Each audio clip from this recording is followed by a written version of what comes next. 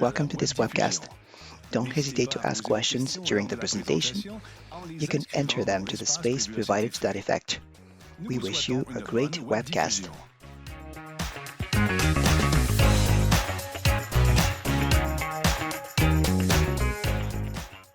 Thank you for being with us. Thank you for being with us in person or virtually. If you are at home, we are in a different location today. We are right now at the International Impulsion Summit, which is the International Summit on Intelligent and Electric Transportation. This is why we are here located. Thank you for being with us today. So far, the conferences have been quite interesting, right? Yes, it was very interesting. So we have a panel of experts with the AMDM, the Montreal Sustainable Mobility Agency. I am Martin Carignan. I am an author, facilitator, and I also work in urban development. So this is this panel of experts to optimize the urban space through the mutualization of parking. This is a fascinating topic and quite relevant for years, and we've seen this in many cities in Quebec, in Canada, or elsewhere. Our guests can confirm it. There is a lot of reflection. How can we redesign these public spaces, especially when we talk about parking? Parking lots are everywhere. They don't have a lot of added value for local residents. How can we rethink the use of these parking spots? How can we mutualize them to improve our cities and our quality of life? It's quite interesting. I've seen definitions of mutualization, and I think that in the Larousse, they have this definition, which is the action to put in common means, human, financial, or logistics to reduce costs and have savings. So this is really an economic type of definition of mutualization. I feel that it's much more than that. We are going to discuss this with our guests. Let me introduce them. But before, a few words from the General Director of the AMDM, Laurent Chabot. Thank you, Marc-André. Thank you for being here today at this panel. Welcome. Thank you, Propulsion, for welcoming us at your summit. This is a great opportunity for both of our organizations since last fall. The AMDM has organized many discussions. The objective is to contribute to the reflection and to share the best knowledge and best practices with the ecosystem of sustainable mobility. We've had a panel on the electrification of vehicle fleets, a second one about parking as a lever for sustainable mobility. And we wish to diversify the experience from our speakers. They work in complement. We want to share the best practices on the international stage. And this afternoon, we are going to have guests from Brussels, Rennes, and Montreal. The AMDM is now 3 years old. We are able to walk and talk like a kid. We have been developing a lot. And so we were managers of the rates of parking lots. We also monitor the regulation of parking lots. And also we have lots of mandates in terms of street sharing by the city of Montreal. So, of course, we monitor the cycle paths for a better safety of users. And you've seen that in the media, this is of great interest. Also, the improvement of monitoring with automated license plate reading and the eco-responsible parking lot conversion, for instance. The data carrying about different types of uses of streets, development of mobility codes, and also the fees and tariffs, also mutualization of parking. So we are excited to be part of these projects. This is very important for us. We always want to improve the quality of life of residents. We want to make it accessible, and we want this to be vibrant with our partners and stakeholders. Without further ado, over to you. Thank you.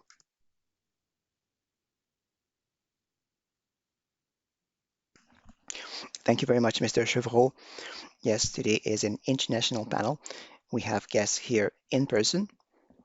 In French, we say présentiel. But also we have guests in Europe on these monitors. Here they are.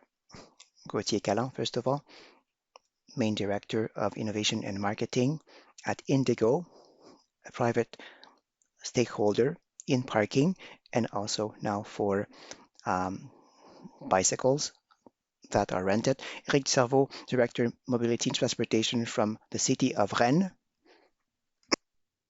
Eric Dubois, director of parking Bruxelles. Welcome. Good day. Thank you for being with us. Also, on the other monitor, Mathieu Decaisse, engineer in transportation at STIB Brussels, similar to our STM in Montreal. Welcome. Good afternoon. Yes, thank you for being here. And Antoine Samba, he is the director of strategy of mobility at the um, Agency of Mobility of Montreal. Now, regarding this definition of mutualization, but first a round of applause. Yes, we have a facilitator at the back, which is great. So let's go to the definition of mutualization. So it was very much economic in the dictionary about mutualization. I'd like to get your take. What is your definition of mutualization? Let's start with Mr. Tisserbo in Rennes Métropole, the city of Rennes. What is your definition of mutualization? Yes, mutualization of parking is first of all optimizing the public space. We have lots of expectations from residents to use that space. Many spots are dedicated to cars, streets, and parking spots on street or in buildings. And today, the expectations are much bigger and different for local residents if they don't have a car or if they don't want to use their car all the time. However, there are requests for more cycling paths, for sidewalks which are larger, and for these playgrounds for kids, many things to improve the quality of life. So this mutualization is really a means to answer to the needs of parking that exist for local residents and for those that want to work and those that want to come shopping. At the same time, we can eliminate certain of these parking space to allow other uses of the public space. Yes, in order to offer other uses of these spaces. Yes, Mr. Salbin? Yes, we've said that mutualizing is sharing some parking spots that are available, sometimes at certain times or certain days. And there are two main objectives. The first one, which is to optimize the use of these parking spots that might be available, also to rationalize the use of these parking lots. And the second objective, as Eric said, which is to shift the use of these parkings on street to off street, which is to free up some space for other uses. And when you say off street, we're talking of the private or a mix of public and private. It might be any type of parking which is not directly on the curb, which is off street. I could provide an example. We are working with the Griffintown borough in Montreal, which has been redeveloped. On street, they are installing lanes for buses and cycling paths. You can also do some greening there. So there is this scarcity of on-street parking, which is compensated by off-street parking. One of the projects of the agency with the ETS, which is an engineering school in that area, is to make available these parking lots, which are available from that engineering school in the evening during the weekends because students and professors are there during the day. But in the evening and the weekends, it's available. And also the local residents, sometimes they complain they don't have enough parking lots. Their needs might be in the evening or in the weekends. And this is where you can have a complementarity of use. This is something which is essential. We need to find this complementarity, this balance, so that you can fill in these parking spots. Mr. Dubois? Yes.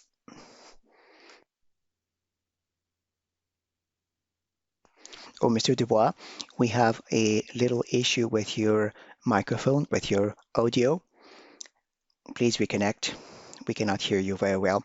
So let's go with Mr. Miquez. Yes, everything has been said so far. So it's a fight for space, urban mobility.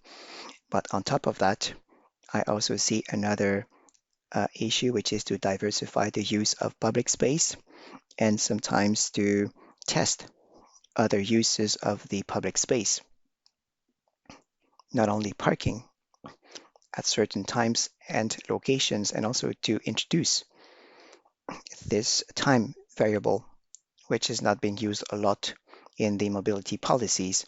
The time variable, you say. What is the definition of this variable? Yes, for example, having parking lots from Monday to Friday, and then during the weekends, you use the same space for a different use. It might be a recreational or more commercial, so that you so it might be a certain type of dynamic mutualization, like a dynamic tariff, for instance. Well, this is an interesting vision to make sure that you improve the functioning of these urban ecosystems. We are very much in rules which are the same all year round. This is the case in the majority of cities. And so we could introduce these variables, dynamic variables, a better adaptation for different needs and different uses. I think that this is the dream of every planner of mobility. It's not easy, but slowly we can introduce a little grain of sand in this mechanism. Yes, and I guess for the private sector, this type of mutualization, we want to shift people from the streets, from the on street to the off street, these parking lots that might be indoor, for instance. For you, it's quite interesting as a concept. This way, you can maximize the use of these parking lots or parking spots. As Mr. Miquel says, sometimes they are not used a lot. You might think about these office towers. There are many of these spots that are available during the weekend, for instance. Yes, also, so much has been said. Let's talk about concrete stuff. The mutualization is on two pillars. First, the space and also the use. In the space, Antoine has said it, Eric as well. This is the on-street parking in Montreal. 75% of the curbs is used by parking lots, parking spots. Then there is the off-street parking, and there are two components. One of that is the public component, open to everybody, and then there is the off parking, which is private, only for certain workers or for certain inhabitants. These are the three main spaces. And just like you said, we see this connection in between. To me, for us, the mutualization of these parkings is to shift.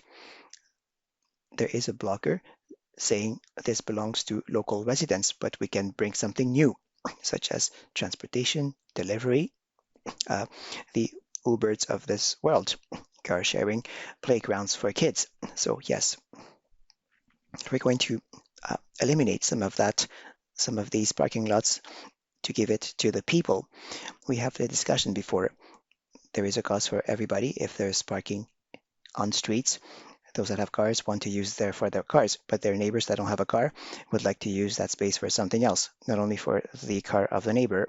And this is where you can say, well, you want to shift people from the on street to the off street, and there are parking lots that are not full in indoor or underground. So the owners of these parking lots will find it profitable if there are new users, and the curbs can be used differently. The curbs, um, these are people that stop just a few minutes or a few hours. We want a lot of people coming in and leaving these spots. This makes it more vibrant. Here's an example in Montreal. If you go to the Jean Talon market during the weekend, it's very difficult to find a parking because the local residents are there, and those visitors going to the market would also like to park. So there's an issue. The mutualization also allows to address the needs of everybody and to have a more inclusive city. Mr. Dubois, let's try again. Many things come to mind while listening our speakers. So eliminating some parking lots to give it to other uses. Sometimes there is the perception of the public because we don't see these parking lots off street, which might be in buildings or underground. You might feel that there is no parking spot and then you are looking for them. It takes time. We need to communicate better to say, listen, in that sector, here are the available parking spots. So this change of perception, do you see this as well in your city? People might believe that there is no parking spots. Are there communication problems? I'm going to try again. Do you hear me? Yes, we hear you loud and clear. Good. First of all, a few words about the specific use in Brussels. Mutualization in Brussels is now an opportunity. This means that in our mobility plan in Brussels, they have decided to eliminate many on-street parkings and they want to change them by new parking spots off the street. The second element, which is for these off-street parkings that are not very well known, as you've said. So this is the situation, and we are trying to make agreements with some companies, private companies, but also with public authorities such as social housing organizations that have some available spots.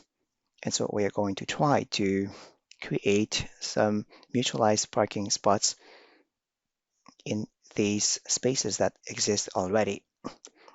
Regarding communication, there's something else as well. Right now, it's mostly for the local residents. So there are other measures to, so there are several measures, but sometimes the fee is very low for the local residents. The price might be 15 or 30 euros every year.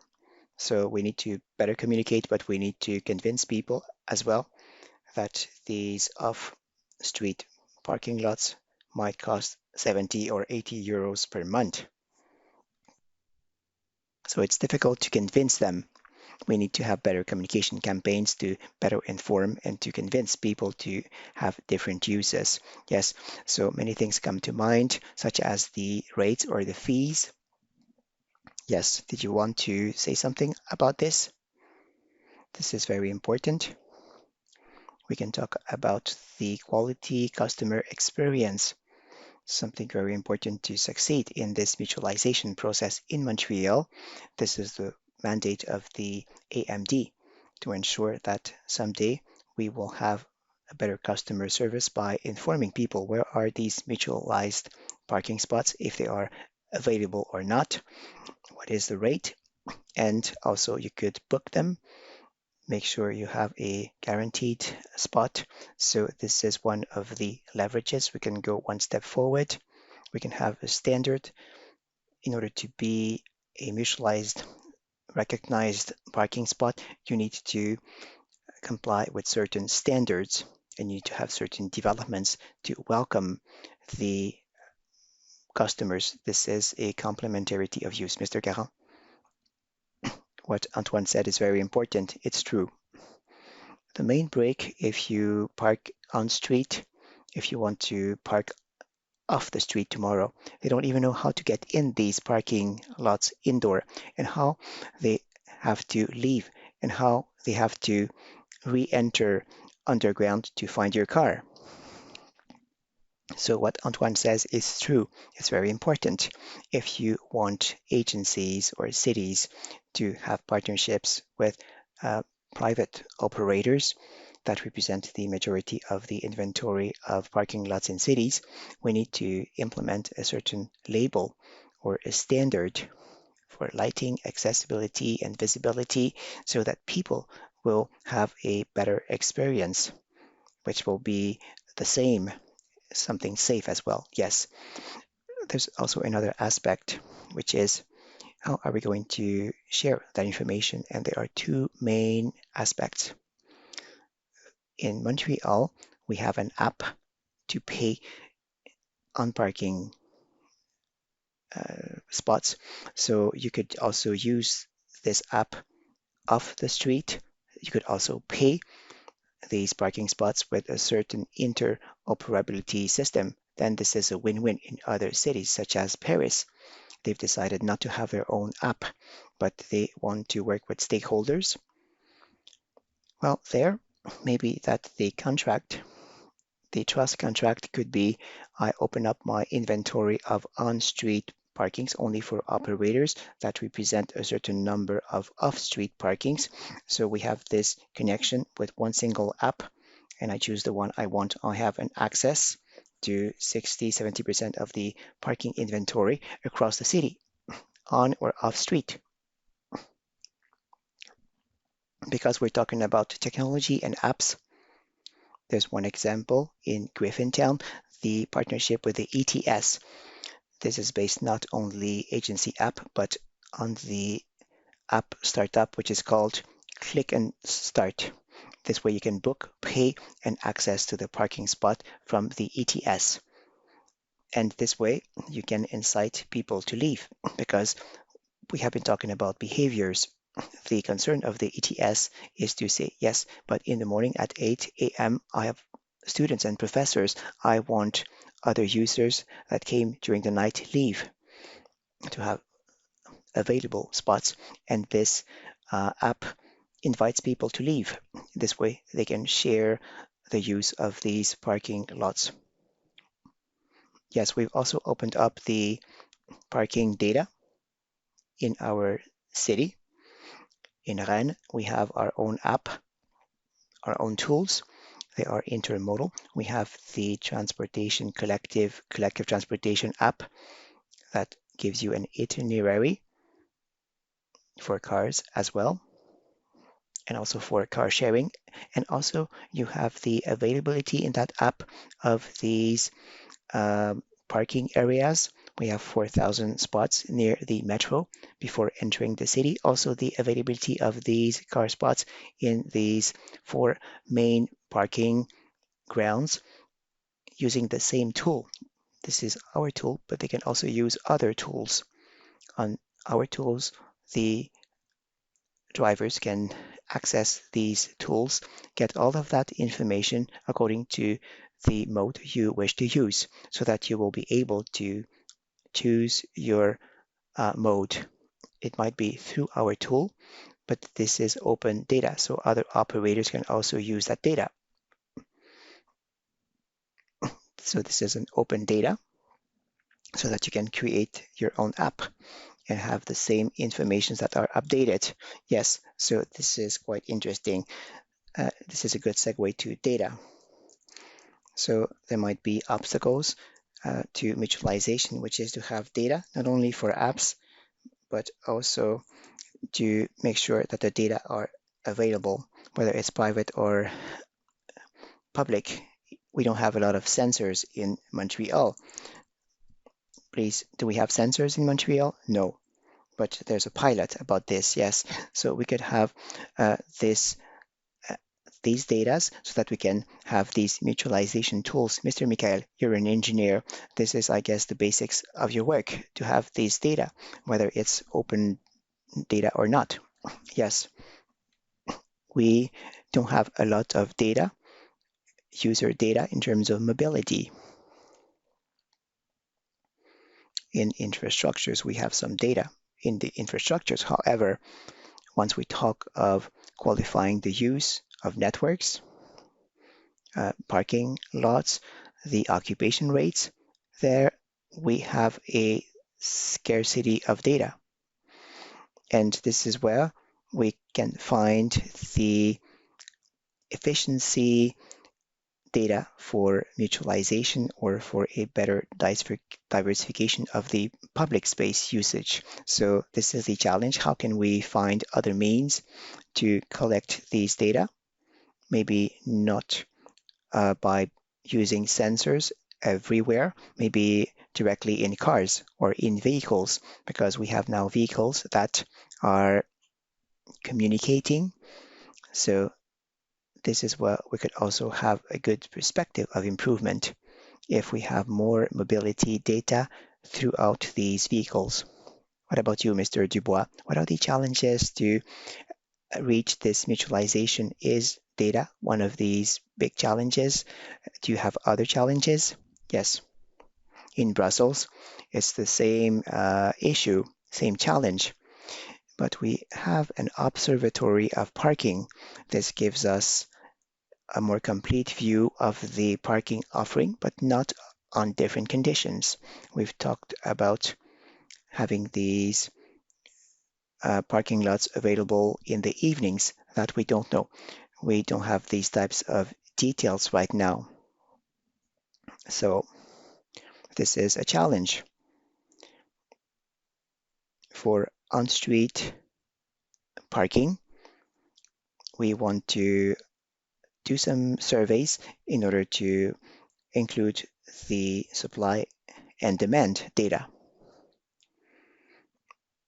So this is right now ongoing, and we want to have a mapping with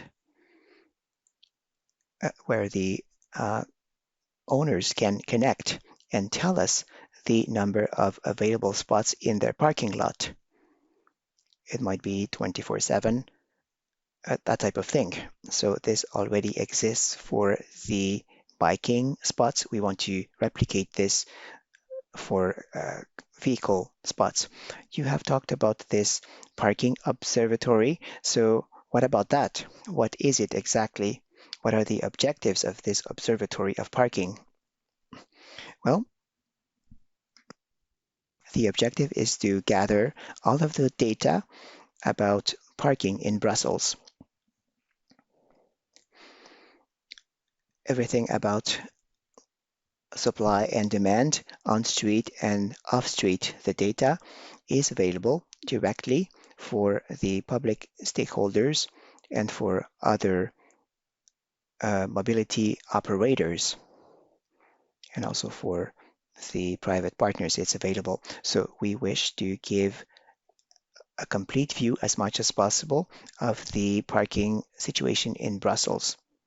It's not complete yet, but we are working on this, and there is a lot of data available. If you want to know in a certain borough, if it's regulated, if it's payable, and so on and so forth, you can find that type of information thanks to the observatory. Interesting.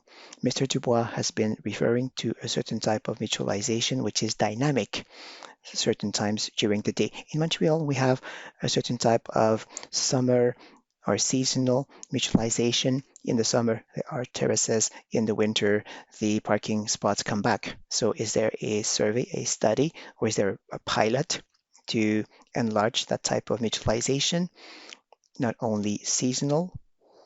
Well, as we've said, one of the main objectives and one of the benefits of mutualization is to rationalize the use, whether it's on or off the street. You could imagine many other uses of the curbs, not only parking for cars, but also for bicycles, buses, bicycle paths, and so on and so forth. It could be for terraces and other uses. So it's also true for off-street parking, where you have the interest to shift these parkings from on-street to off the street. This way, you can optimize the filling up of these parking spots. It's interesting. You want to have these new off-street uses. You want to have bike sharing, car sharing, all of these alternative modes of transportation. So there are many projects. It could be different uses of these parking spots. We have been talking of the Uber Eats of this world. And when you talk about shifting these parkings off the street, there is these PPP partnership. There have been trials with certain um, buildings to create this type of partnerships. It's not easy. There are obstacles such as insurances. What are the business models that could be implemented to see what are the potential obstacles? It might be a municipal regulation. What are the business models that we could try out for that? Well, there are two comments. The first one is that, so if I am a parking private owner of street in North America, this is really part of our culture, so that this is an important source of benefit for these buildings which are next to these parking lots. In airports, for instance, the first source of income, apart from air companies and airplanes, is the parking lot.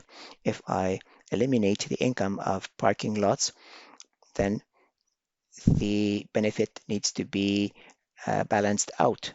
We've seen this with hospitals in Quebec in 2016.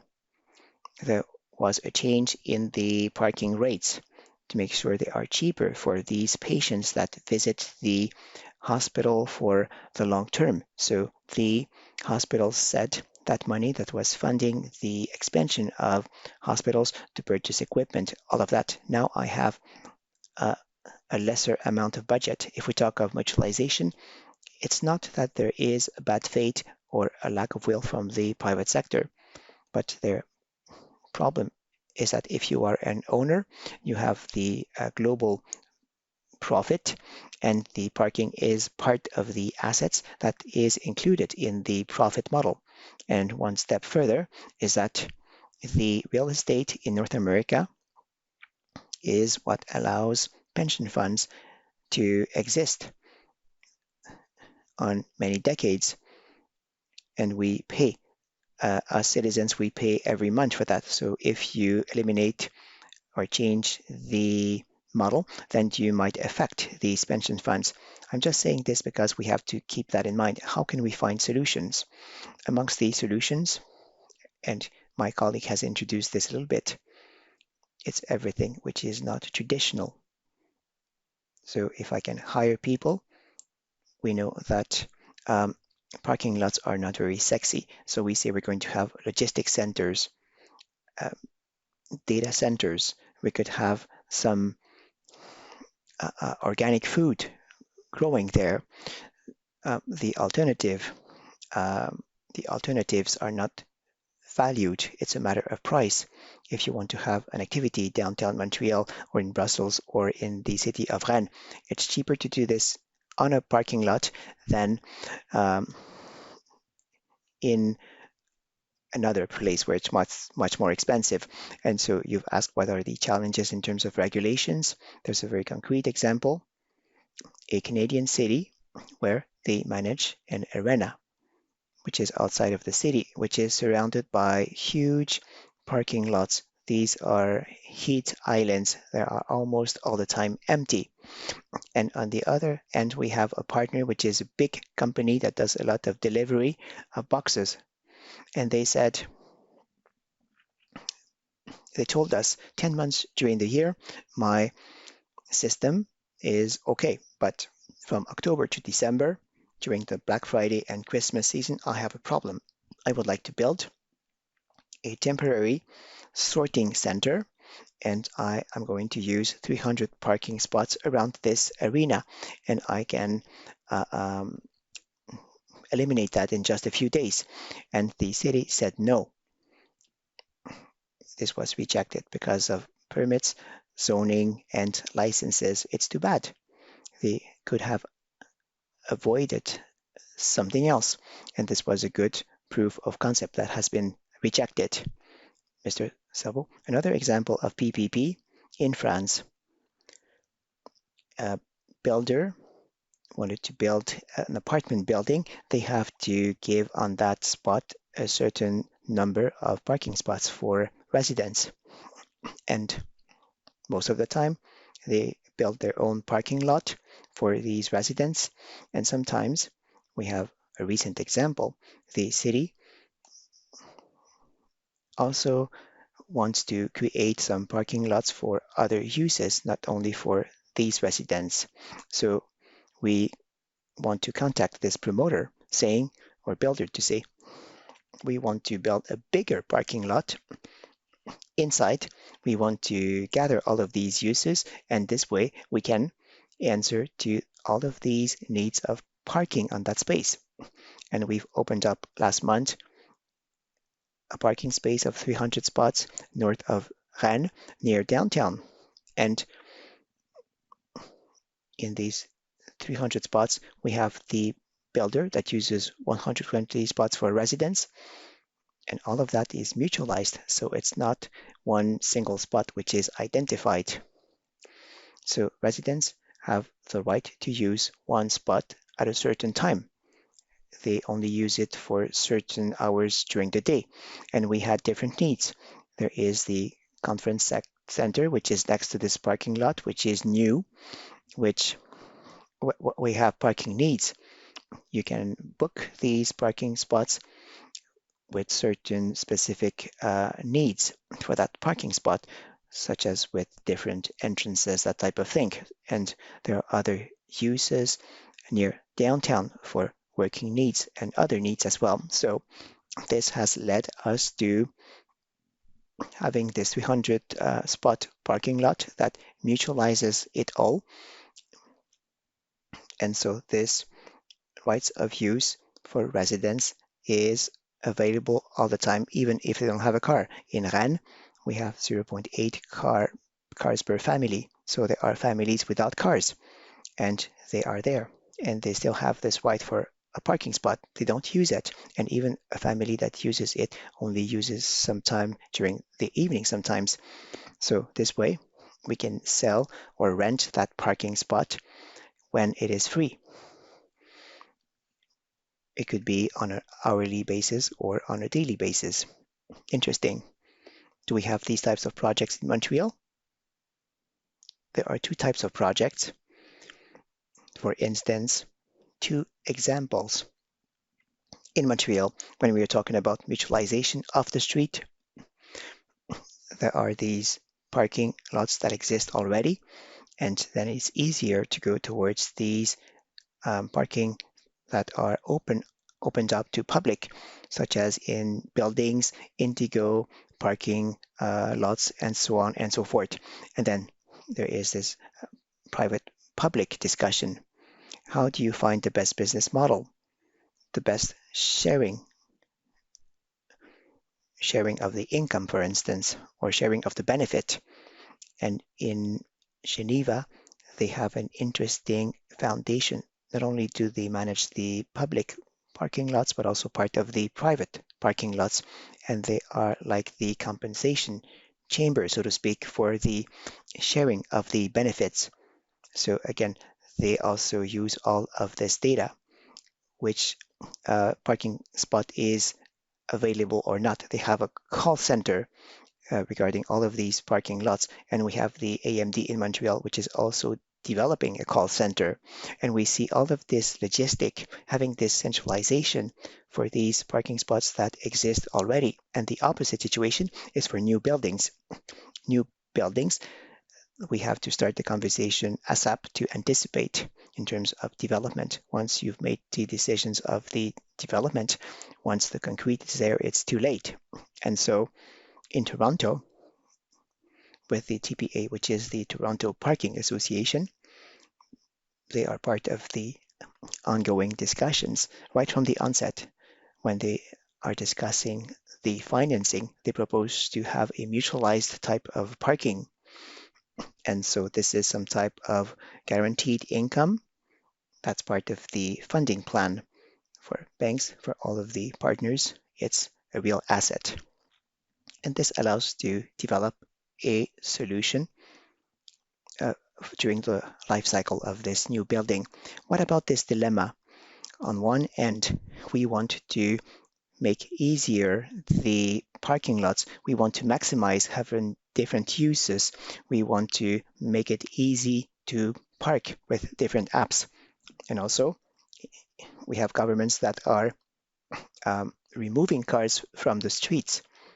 So they want to, so if on one end we want to make parking easy, whatever the type of car, electric or not, and if you remove certain parking spots, if you have the perception that there are a lesser number of parking spots, there might be this model transfer. Mr. Dubois, what do you think?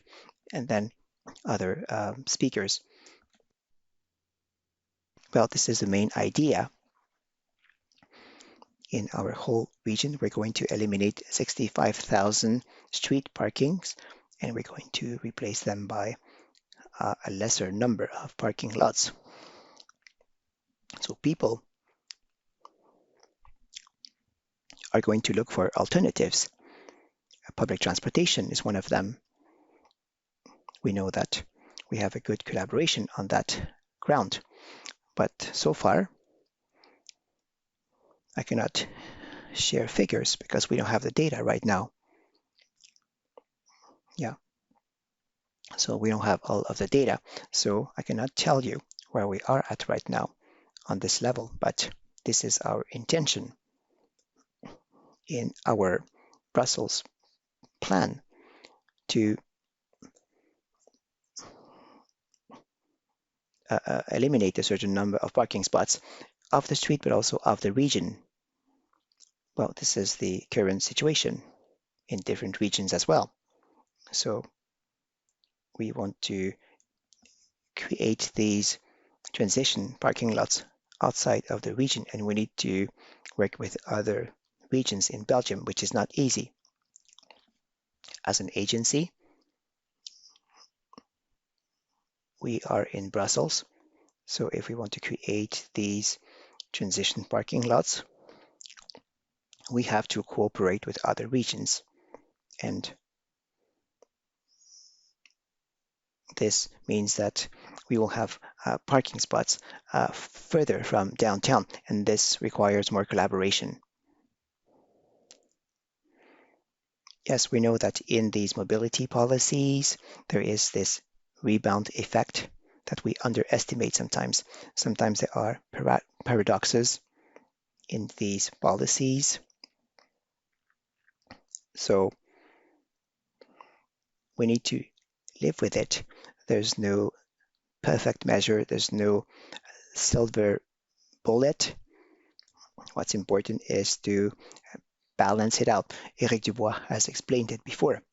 If we eliminate more, then you create parking spots and you have to see what happens with time. This is a dynamic change. There is a change of behavior that might take years. And in the end, this is going to create some impacts. So if you do this in parallel regarding behaviors, then you're going to change your capacities of parking and also of public transportation, etc. So all of this is part of a big dynamic process, and nobody can predict and forecast it all. Everybody is trying as much as possible to direct things and to manage things as best as they can. But we have an urban ecosystem which is full of nuances, full of paradoxes, and nobody can master all of that. Nobody has the perfect recipe of control. So we need to be humble. We need to be aware of that, and we need to work with that. Let me remind you that there's going to be a Q&A session at the end, just like in the former events. If you want to ask questions, if you want to share comments, it will be possible in just a few minutes. Same thing at home. Through your app, there is a chat window where you can enter your questions and comments, and I can read these questions right here at the monitor. Mr. The guest, Mr. Sambai, also, did you want to say something? So we talk about change of behaviors. All of this work is a slow and progressive work. We need to support this change of behavior. And we have a project which is to build these mobility hubs in these off-street parking lots. What is a parking hub? This is a place where you gather different alternatives such as car sharing, bike sharing, and so on and so forth. And what's important is to always strike the balance. On one end, the car paying parking with the rates.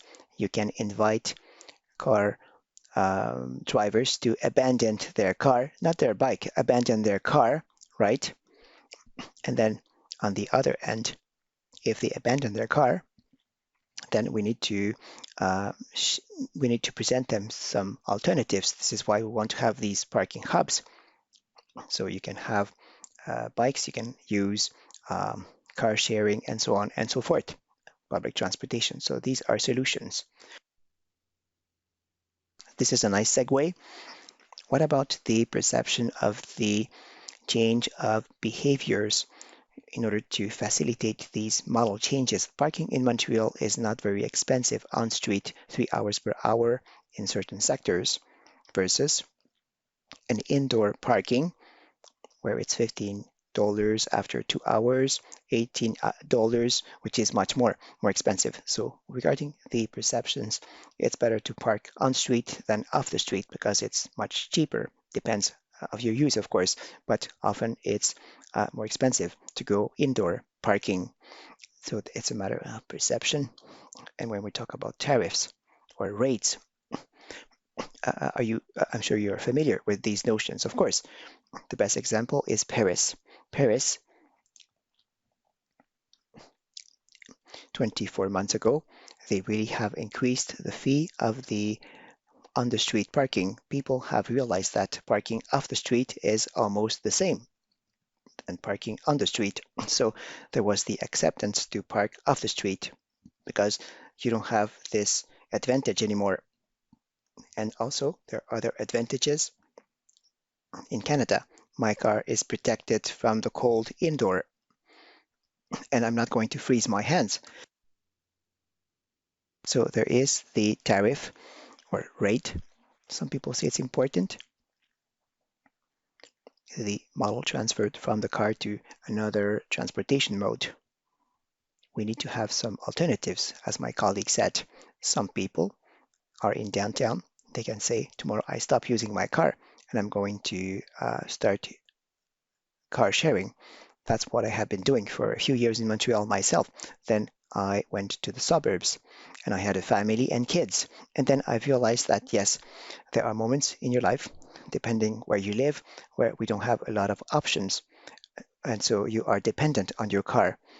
And there are some areas where there are free parking spots, such as in power centers. Yes.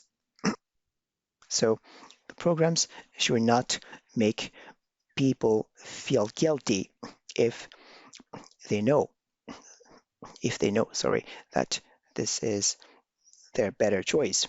We need to encourage people in a positive way to use other transportation modes as much as possible. So parking lots are for cars, as Antoine said. We've started that 12 years ago. We have been doing car sharing for many years in our parking spots. Then for electrical cars and for bicycles, we also have separate entrances for bikers. They said, I have an electric bike, which is quite expensive, $3,000, and I want to charge it up during the day without having to bring my battery in my office. So we have these bike parkings. And then they said, yes, but if we use the same entrance as cars, I'm afraid. So in our new buildings, we support our customers. We have a good case in Calgary. This is a distinct entrance for the bicycles. And if we talk about new buildings, if you want to work with builders, you need to ask a question. There are different types of uses in these parking lots if it's mutualized, and there are also several entrances that are possible. Another example is the logistics of the last kilometer. We've had a lot of demand for parkings that are truck entrances. You can get there with a big truck, you unload the truck, and then you leave. And to do that, you need to work with the last kilometer approach. Okay, and before we go to the Q&A session, what about, are you able to measure? Can you measure the efficiency and the real impacts of mutualization? This is always a challenge in order to convince people and cities to change their regulation and to adopt new visions in transportation. You need studies and results. We haven't been talking of the environment yet, but you might say, if you try, there might be some environmental advantages with mutualization, with the car sharing. We know that environmental impacts are sometimes difficult to measure. So are you able to measure the efficiency of mutualization of parking in terms of the economic gains? Well, it's difficult to assess it. We have a few figures about uses. You might consider resident owners in the example I have shared before.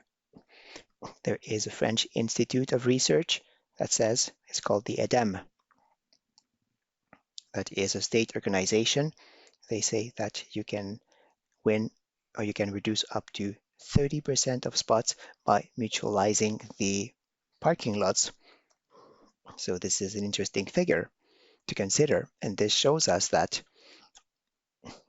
this is the figure we are using when we mutualize certain operations, parking operations. And anyway, there are two ways to manage it, two things to manage the new buildings, but also the stock in Rennes. The majority of these parking spots are 30 years old in these large buildings. In the indoor parkings for 20 years, we have two metro lines. So this is at the entrance of the city. We want to have more parking lots. We know that 30% of people use car to access the city, and there are constraints. Parkings are there. There are less on streets. We want to eliminate as much as possible these parkings on street, but we see that the traffic went down. This is something that is measurable. This way we can go forward. With time, we will see the different uses. We have car counters, and we can see that in every public space development project, we can reattribute that space for different uses. 30% is almost a third, which is a lot. Mr. Deques? Yes. So of course, we are also monitoring. We have certain similar figures. This is part of our Brussels mobility plan. And we have some success stories, and in other locations it's more difficult. Mobility is something which is a little bit conflictual. It's a matter of a lot of passion and debates. But in the downtown area, with the latest traffic plan that was implemented last summer, there is a campaign of counting. We've seen that there is a reduction of 20% of car traffic plus 20% bicycles. These are excellent results after only 1 year, and I do not imagine anybody that is going to ask us to go back. So this is something which is quite successful if after a few months or years you don't want to go back. This appears to be ridiculous for the majority of the people, which means that this change has been welcomed by people. Then there are other changes that take more time. And as said my other colleague, sometimes we need to consider that on the long term, but we still see the changes, and it's fascinating to see these changes over 20 or 30 years. And we also see on the social networks that all of these testimonies, when you compare cities from 30, 40 years ago and the reactions of the people, this is extremely interesting to see that people now have a different perspective. So we have been changing things. We have now a new normality. And the current situation appears to be normal, and the past situation appears to be abnormal. Yes, this is something very emotional, concrete, and painting on the ground. Every time we want to implement a bike path in the past, people were against that in the past. Citizens were against that. Now there is something very emotional there. In Paris, we've seen the Mayor Hidalgo that is trying to change the mindsets. She's trying to reduce the use of cars. And when there were bold proposals downtown and elsewhere, then again, many people were opposed to that. Mr. Dubois, do you face the same challenges? Yes, of course. What Mr. Duquesne said for the plan we have. There have been a lot of reactions, positive and negative reactions. Anyway, what we see is that there is a change of behavior now.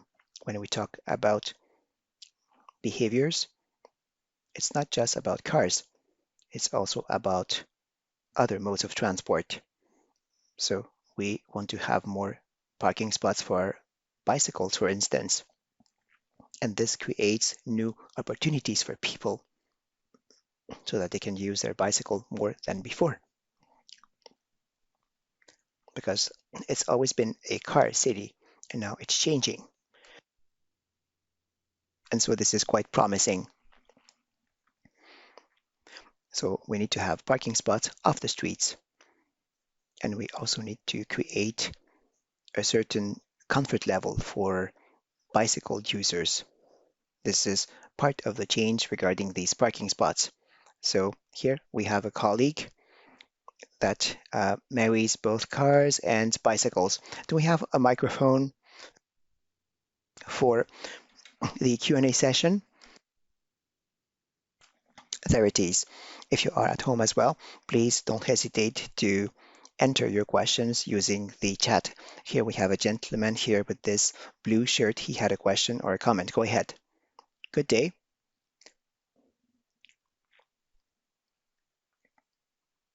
Oh,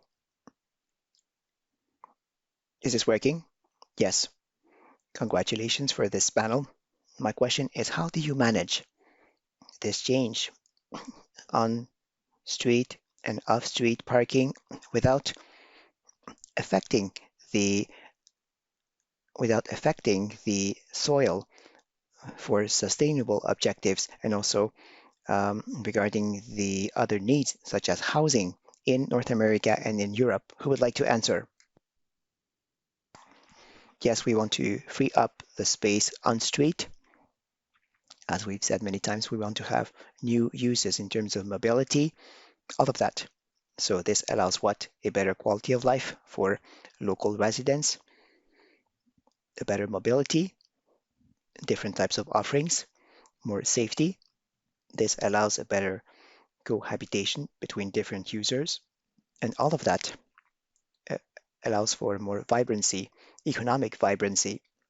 And this is really part of the sustainable development mindset. And also, we have been talking of densification. So we need to rationalize the uses. This is also fighting against the uh, cities that are always sprawling.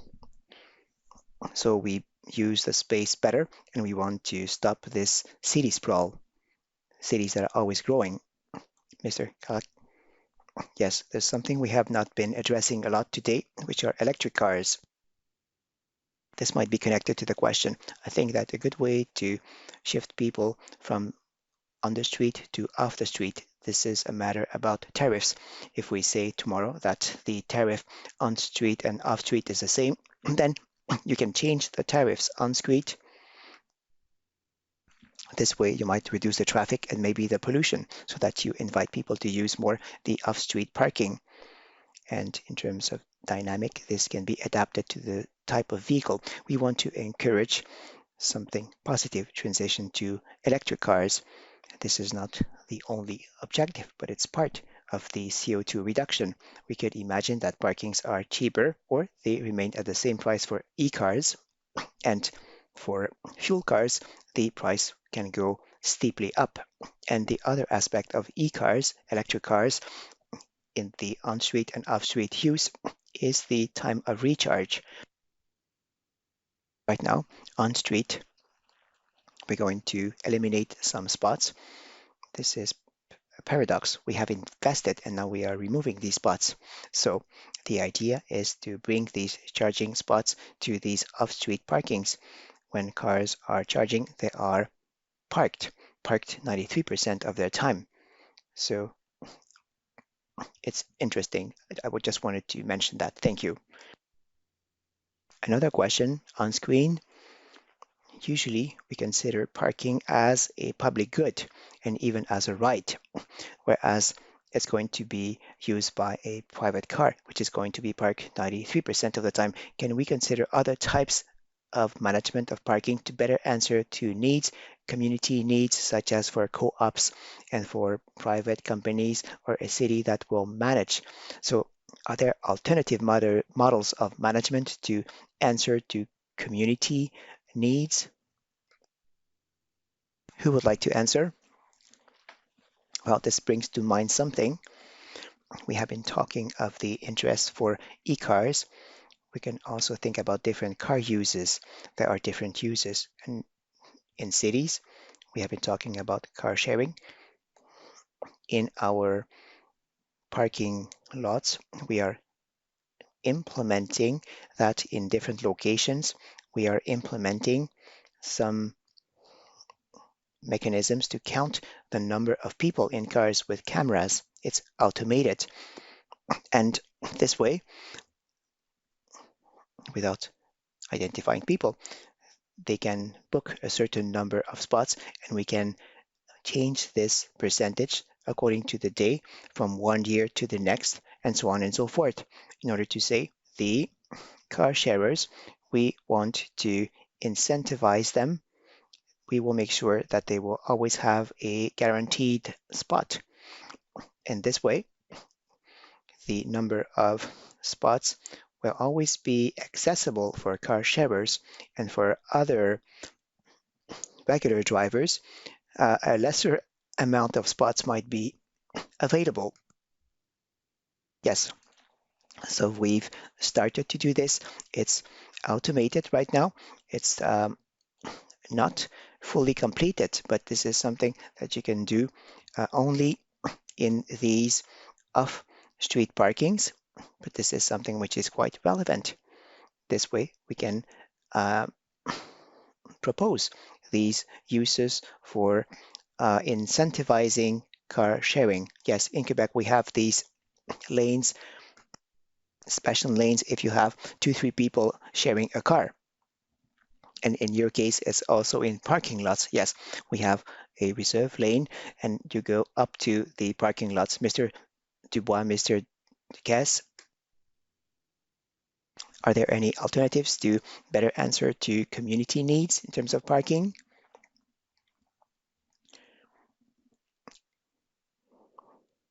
There is, we don't have a project right now.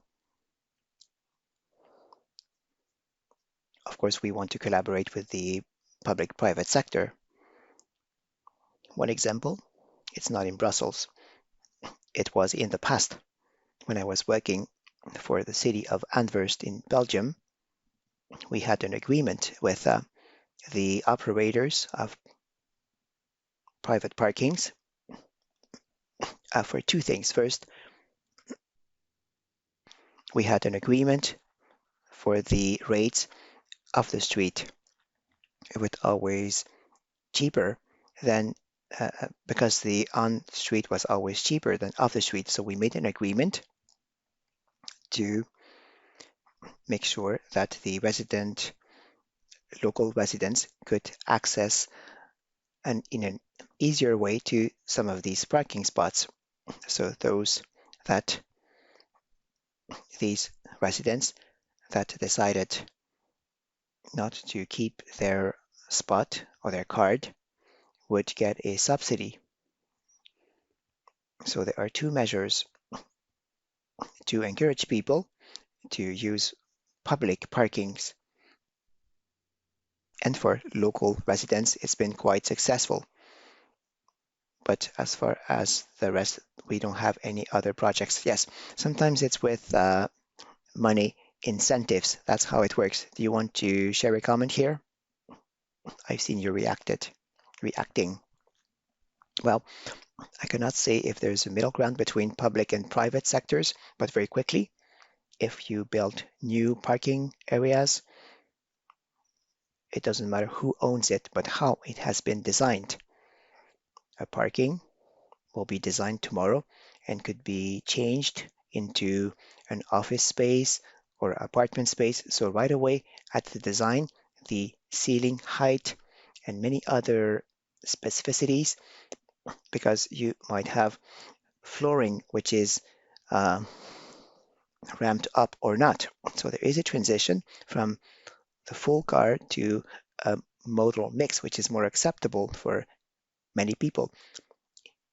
In between, we still need parkings, and one day we need to consider that they're not going to be parking space anymore. In the future, we will all be doing car sharing, and it's going to be smart cars. Well, we could have 1 hour of discussion regarding these autonomous cars. In Canada, we have a center in Waterloo, and we have been discussing with this Waterloo Center, the autonomous car cannot be driving all the time. It needs to be recharged, there is maintenance, and you cannot create a traffic of cars if they are empty. So when it happens, certain of these parking lots will be a necessity so that they can park, because the traffic, if you see people go from suburbs to downtown and they do the opposite at the end of the day, if the car goes to the suburb then downtown and goes back and forth, it's not going to be so much of a gain. And in the future, we're going to teleport ourselves. Yes, yes. Is there any question here? Where's the microphone? Maybe we have a time for one last question. I know that the cocktail is coming soon. Well, listen, thank you to our speakers. Thank you so much, Mr. Gauthier Galland, Main Director, Innovation Marketing. What's your new title? Innovation and Strategic Partnership. Yes, from Indigo. Thank you so much for being here. Also, Eric Ducerbeau, Director, Mobility Transportation, Rennes Métropole. Thank you. Eric Dubois on the monitor. Thank you for being here. General Director, Parking Brussels. It's quite late in Europe. Mr. Niquez, engineer specialized in transportation, STIB Brussels. Thank you very much for being here. And Antoine Sarbin, he he just flew here from the AMDM, Director of Mobility. Thank you very much to our speakers. Thank you to the participants. Right after is the cocktail, after the cocktail of the Impulsion Summit. And in the future, we will also have other panel sessions. Thank you so much for your participation and goodbye.